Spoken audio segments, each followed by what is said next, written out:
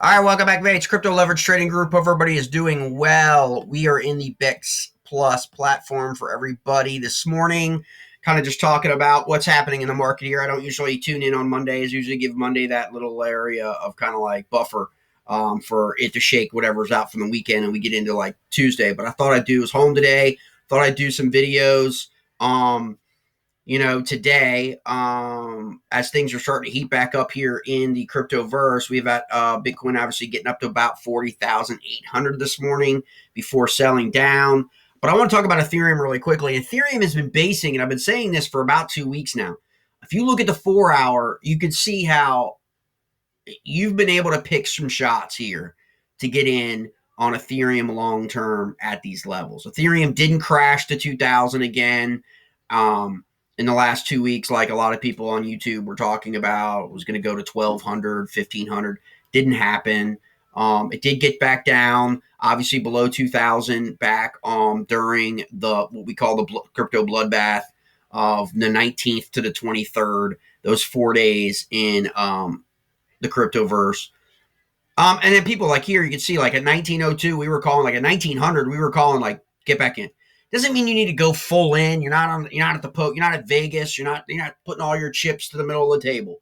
It just means that this is a good entry point here based on the addresses.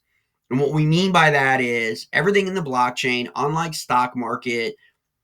I talk to people, and it amazes me that like there's a real disconnect, especially on YouTube, with a lot of the influencers that don't understand that like when Goldman Sachs buys Facebook or Oracle or Microsoft, it shareholders don't know. They don't know immediately that Goldman Sachs has invested $10 million in Microsoft or Facebook or whatever at this price at this second.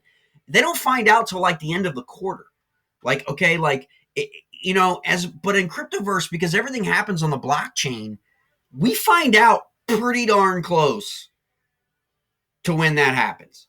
If you're subscribing to the services, if you're subscribing, you're going to know within like the day, 24 hours or whatever, any kind of unusual activity on the blockchain if you're tracking those things. And that's where you get your insight. You're not waiting days, weeks, months later to find out, oh, they bought Microsoft at this price. It's now this price.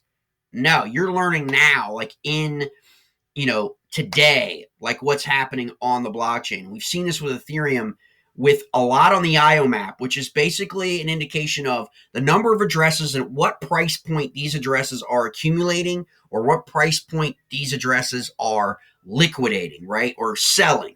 Okay. And so you have a supply and you have a demand barrier on your chart based on address activity. Okay. That's reflective in your technical analytics with your on-chain metrics. Without the on-chain metrics, you just have a chart. Technical analytics. It could be anything. Okay. But you can see here on the 4 hour, look how it's based off of this level. Okay. Right here, continually. You will find this to be the support level. Okay. Or, if you look at it in terms of demand barrier, right? Okay. Like that it keeps springing up off of this level. All right. And that's how you want to play your leverage trades. That's how you want to. It doesn't matter whether you're a scalper, whether you're a swing trader, if you're using RSI, QRT, and you're trading daily, 10, 15, 20, 30 trades a day, have plenty of people that do that.